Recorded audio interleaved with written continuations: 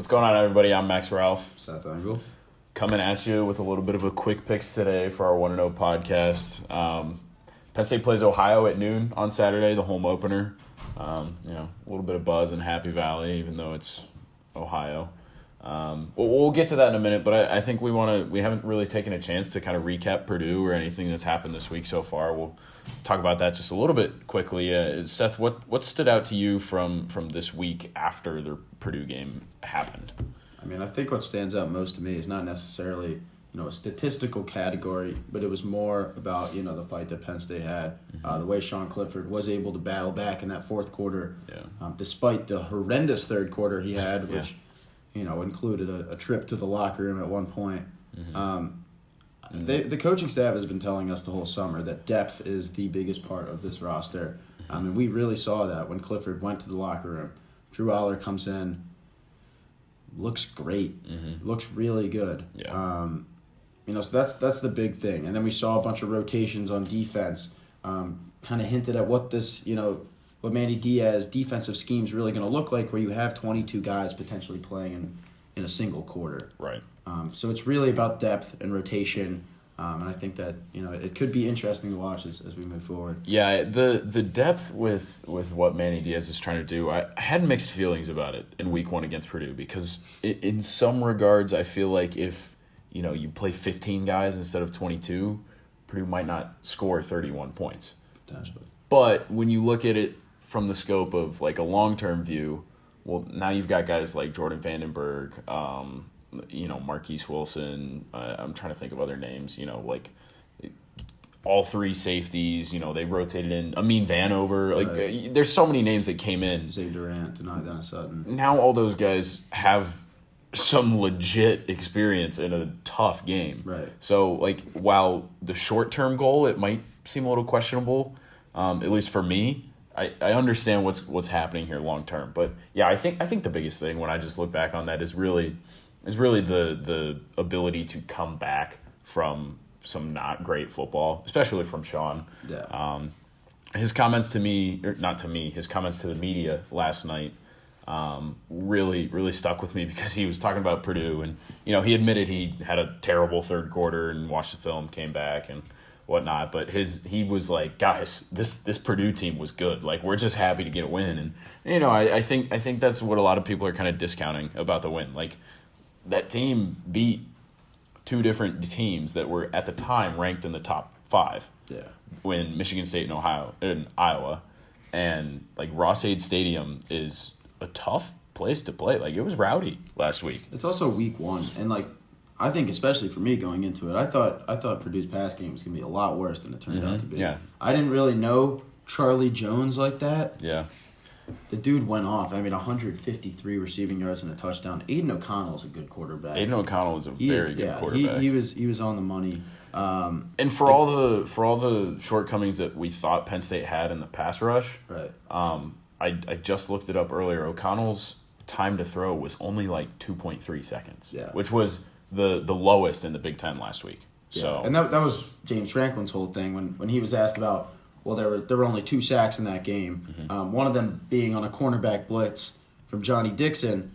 That's a team that just gets the ball out very quickly. It's very hard to get to the quarterback.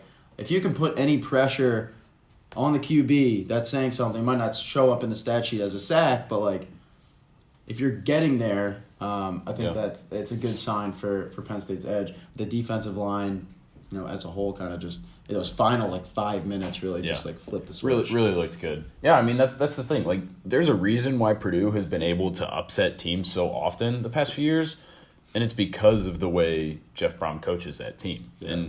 And they've got talent this year. Charlie Jones, like you said, really looked like a really good Big Ten wide receiver. And Payne Durham, even though Penn State kept him pretty quiet, is a heck of a tight end. Yeah. That is a good Purdue team. And the way Sean Clifford put it last night was just really interesting to me, because he was in the middle of an answer, and he was like, guys, I'm telling you, this Purdue team was good. And he said it himself. He's 100 years old, so his opinion's pretty noteworthy. He's seen a lot of Big Ten football. But anyway, let's fast forward to Ohio a little bit. I don't really think this is a situation where anybody needs to overthink anything. I mean, it's a Big Ten team versus a low-end MAC team. That's kind of where we're at. When it comes to Penn State football, for me personally, after sitting through 9 overtimes last season, I can't possibly just go into any game and be like, all right, let's not overthink this. Fair enough. I have to, because I sat through 9 overtimes last year, and it was awful. It was quite horrible. But anyway, I mean, home opener Saturday. Ohio looked really good in week 1. They looked really good. They beat. did. I know it's Florida Atlantic. Much improved at the very least. I know it's Florida Atlantic. Ohio's offense did not look as good as it did last week at any point last season. Correct. They had one of the worst offenses in the country last year. Mm-hmm. They went off. They went off against Florida Atlantic. Curtis Rourke, 27 for 34, 345 passing yards and 4 touchdowns. Yeah. No interceptions. No interceptions. QB rating above 200. Yeah. No, like I said, I was just looking at PFF grades, and Rourke was in the top 5 for quarterbacks last week, which, I mean, that was probably the best game of his career. Look, they're playing FAU, so who knows? But this might be a situation where they catch Penn State flat-footed at the beginning of the game. Who knows? We kind of predicted that to happen with Ball State last year, and the difference is Ball State won the MAC the year before coming to Penn State, whereas Ohio was 3-9 last year. There you go. So who knows? I mean, and then C.A. Bangura, their running back, had 23 attempts for 116 yards. And he only lost a total of 2 yards the entire day.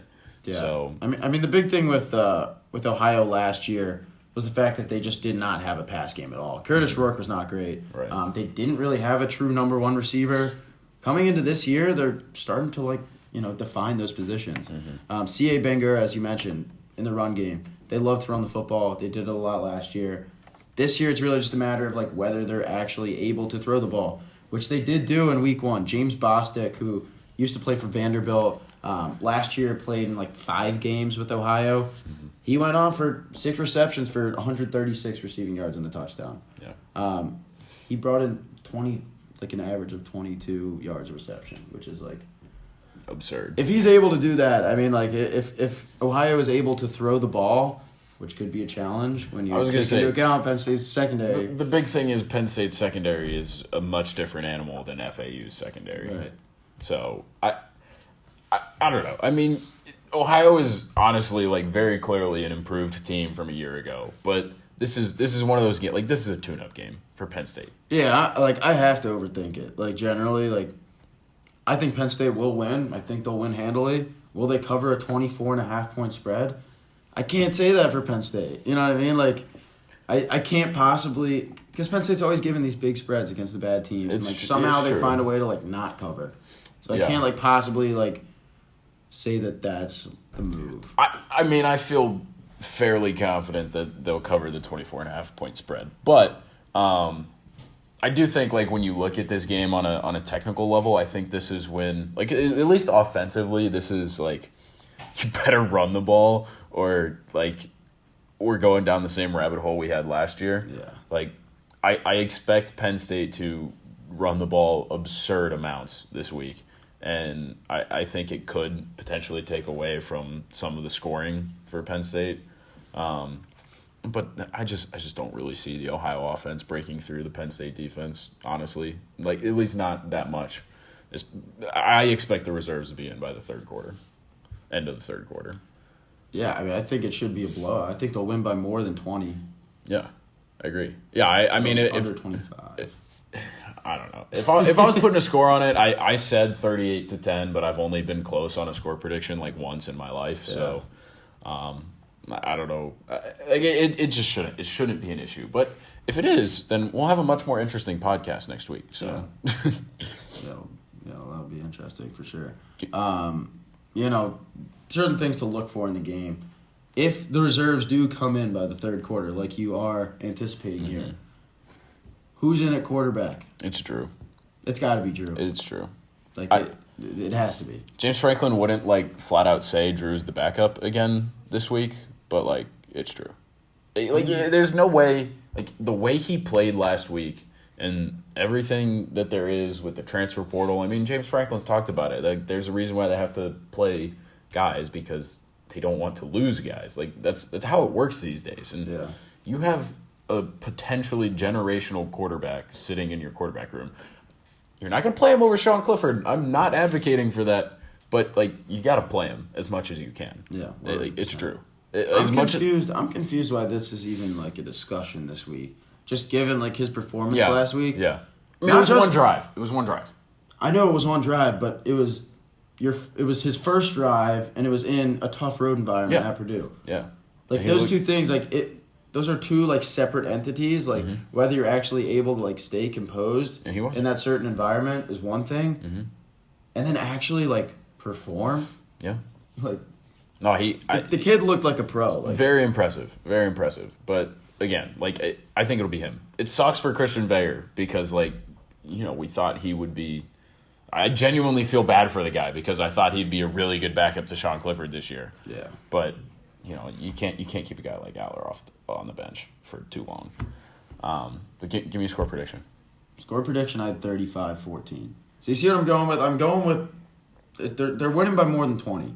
Okay, but they're not reaching that spread. I can't possibly do that. Just like Penn State does not do well with large spreads. Like it just somehow finds a way to not work out one way or another. Vegas has just got it against the Nittany Lions. It's just I don't know, and it's like a noon game at Beaver. It's the home opener. It's still going to be 100,000 people. Probably going to be a little gloomy. It's just there's still going to be 100,000 people there.